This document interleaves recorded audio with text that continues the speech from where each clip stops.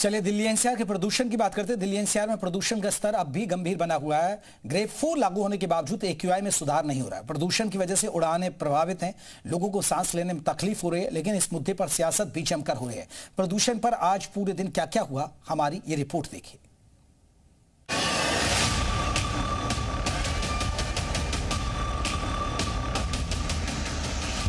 दिल्ली की हवा में जहर, ग्रेड 4 भी हो रहा बेअसर, सॉल्यूशन दूर, सियासत भरपूर। दिल्ली में ग्रेड 4 की सख्त पाबंदियां लागू होने के बाद भी प्रदूषण कम होने का नाम नहीं ले रहा। राजधानी के कई इलाकों में आज भी एक्यूआई 400 के पार रहा। ग्रेडेड रिस्पांस एक्शन प्लान यानी ग्रैब का चौथा फेज लागू होने के बाद दिल्ली में सख्त नियम लाए गए हैं। अब दिल्ली में सिर्फ BS6 इंजन वाली गाड़ियों को एंट्री मिल रही है। आप इन 3 तस्वीरों को देखिए, कैसे बॉर्डर पर चेकिंग चल रही है। बिना PUC के लोगों को पेट्रोल पंप पर फ्यूल नहीं मिल रहा। हवा की गुणवत्ता में अब भी सुधार नहीं है।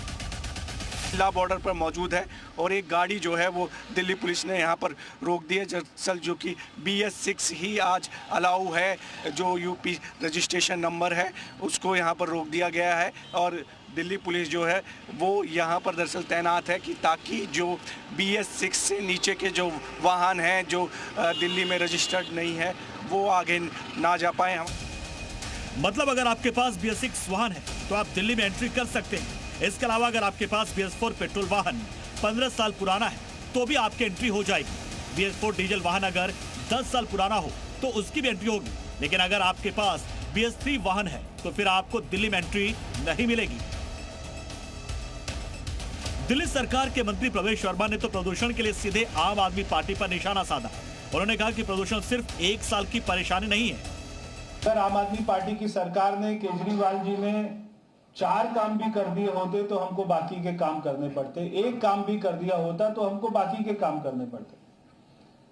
मगर केजरीवाल जी ने, आम आदमी पार्टी की सरकार ने पिछले 11 सालों में इनमें से एक भी काम नहीं किया।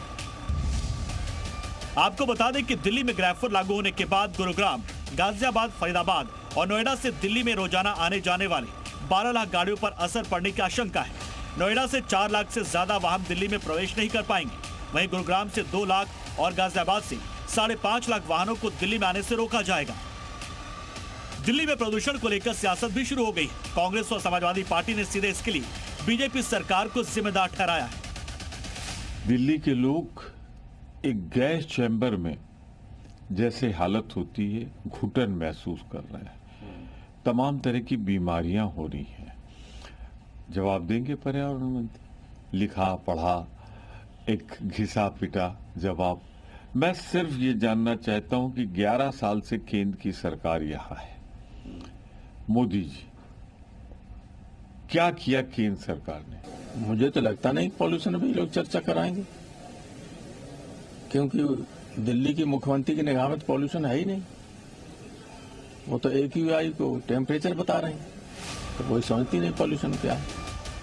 उधर दिल्ली के पूर्व सीएम अरविंद केजरीवाल ने एक्स पर पोस्ट कर पीएम मोदी और राहुल गांधी पर सवाल उठाए। उन्होंने लिखा कि प्रधानमंत्री ओमान में, नेता विपक्ष जर्मनी में और देश की राजधानी प्रदूषण में। लेकिन दिल्ली में प्रदूषण की समस्या नई नहीं है। सरकारें इस पर काम करने के वादे करती हैं, लेकिन समस्या जस की तस बनी रहती है। नतीजा, गैस चैम्बर बनी दिल्ली में सांस लेना मुश्किल हो रहा है। ब्यूरो रिपोर्ट, ज़ी मीडिया।